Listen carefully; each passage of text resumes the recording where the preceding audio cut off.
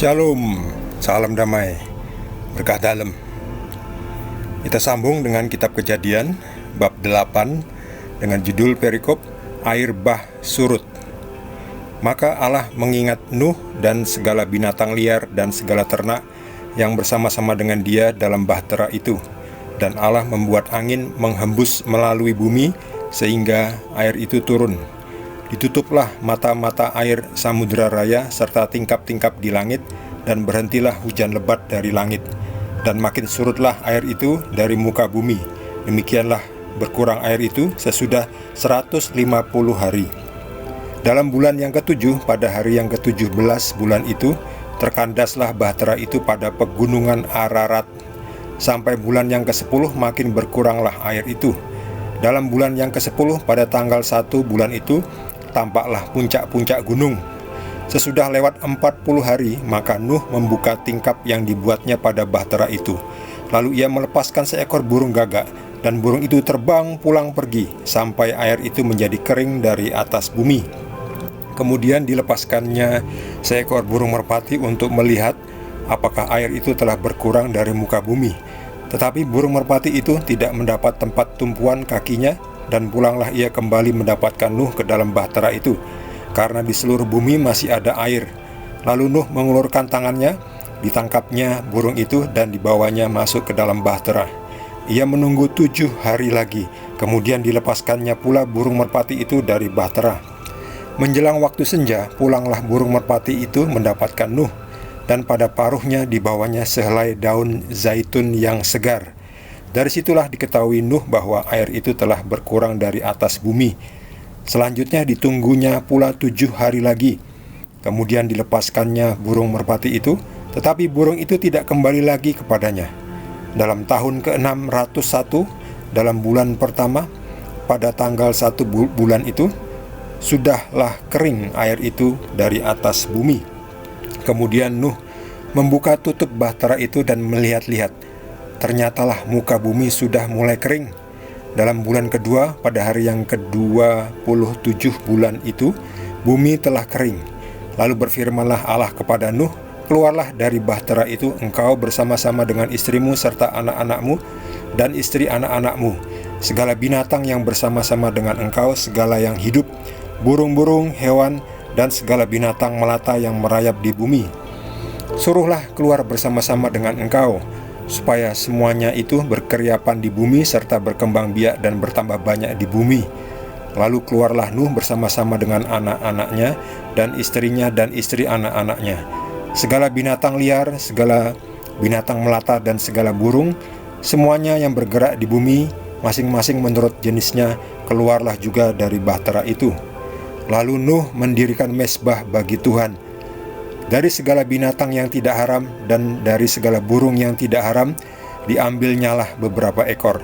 Lalu ia mempersembahkan korban bakaran di atas mezbah itu.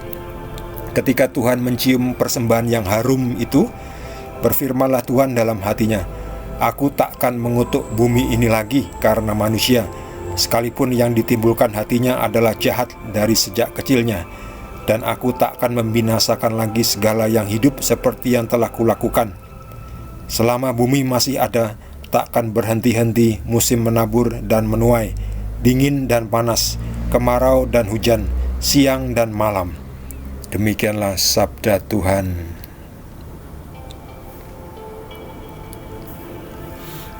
Air bah sudah surut. Pada akhirnya air bah sudah surut. Setelah 150 hari, perlahan-lahan air mulai surut. Kenapa? Karena Tuhan mengingat Nuh dan segala binatang dan ternak yang ada bersama dengan Nuh di dalam bahtera itu. Sudah 150 hari atau 5 bulan lamanya hujan deras. Hujan deras ya. Lalu berhentilah. Karena Tuhan mengingat, Nuh ini ada di dalam kapal ya, bersama dengan berbagai macam binatang dan hewan. Jadi mereka juga butuh hidup ya. Mungkin suplainya juga sudah habis. Makanannya di dalam kapal itu selama 5 bulan kan sudah pastilah habis ya. 5 bulan banyak dengan binatang-binatang, apalagi ada gajah, Gajah makannya aja rumputnya bisa berapa ratus kilo ya sehari. Jadi ya 5 bulan mungkin habis sudah bekalnya di dalam kapal Bahtera itu. Jadi Tuhan mengingat, kemudian ditutupnya lah tingkap-tingkap di langitnya. Jadi berhentilah hujan dan mulailah proses air menjadi surut. Lalu sampai pada bulan yang ke-10 berkuranglah. Lalu hujan itu, maksudnya banjir itu sudah berkurang. Lalu nampak puncak-puncak gunung, mulai puncak gunung. Dan kapal Bahtera itu kandas di pegunungan Ararat. Oh, ternyata sudah kandas ya, tapi masih ya di atas puncak gunung kan, berarti masih banjirnya masih menggenang ya, masih dalam ya. Puncak gunung kan bisa ribuan meter, jadi banjirnya juga masih ribuan meter. Lalu Nuh mencoba membuka tingkap dan melihat sekeliling. Lalu mencoba melepaskan burung gagak ya. Burung gagaknya juga masih pulang pergi ya, karena ya itu mungkin masih belum bisa mendapat tempat yang kering ya untuk hinggap ya, belum ada pohon-pohon. Kemudian dicoba merpati. Merpati ini juga kembali lagi ya, pulang kembali karena belum ada tempat untuk nangkring ya, untuk hinggap di atas pohon. Kembali lagi, lalu menunggu 7 hari, lalu dilepaskannya lagi. Setelah dilepaskan, merpatinya kembali bawa daun zaitun. Biasanya merpati itu bawa daun ranting untuk sarangnya ya, mau bertelur. Jadi merpati itu butuh buat sarang untuk bertelur, jadi dibawanya daun zaitun. Oh, ternyata sudah ada daun zaitun, berarti bumi sudah mulai kering dan sudah mulai menumbuhkan pohon. Lalu tunggu lagi 7 hari lagi, dan burung merpati dilepaskannya lagi dan tidak kembali, berarti sudah ada tempat untuk hinggap. Lalu Tuhan berfirman, keluarlah dari Bahtera itu, kalian semua, beserta anak-anakmu dan istri-istri dari anak-anakmu, juga binatang-binatang, bawa keluar semua. Lihat ini, ada beruang kutub. Beruang kutub bisa masuk ya. Gimana caranya cari beruang kutub ya? Yaitu namanya pekerjaan Tuhan yang ajaib ya, yang kita tidak bisa paham ya, tetapi kita terima saja ya. Tuhan ya memang kita tidak bisa pahami dengan teknologi kita. Terbatas ya, teknologi kita terbatas. Teknologi kita kalah dari teknologi Tuhan. Tuhan bisa apapun ya. Jadi kita terima saja ya, apapun, karena Tuhan memang yang berkuasa. Lalu keluar semuanya. Semuanya yang bergerak di bumi, masing-masing menurut jenisnya, keluar dari Bahtera itu satu persatu. Lalu Nuh mendirikan mezbah untuk mempersembahkan kurban bakaran bagi Tuhan. Dan lihat, yang disembelih adalah yang tidak haram ya. Jadi hewan yang haram itu beruntung ya, disebut haram ya, tapi tidak disembelih kan. Jadi ada untungnya ya. Hewan haram itu tidak pernah disembelih ya. Kecuali kalau sekarang ini ya, sekarang ya hewan yang haram itu ya disantap ya. Jadi sama saja ya. Itulah ciptaan Tuhan ya. Ciptaan Tuhan itu memang dipakai untuk kebaikan manusia, untuk dinikmati ya.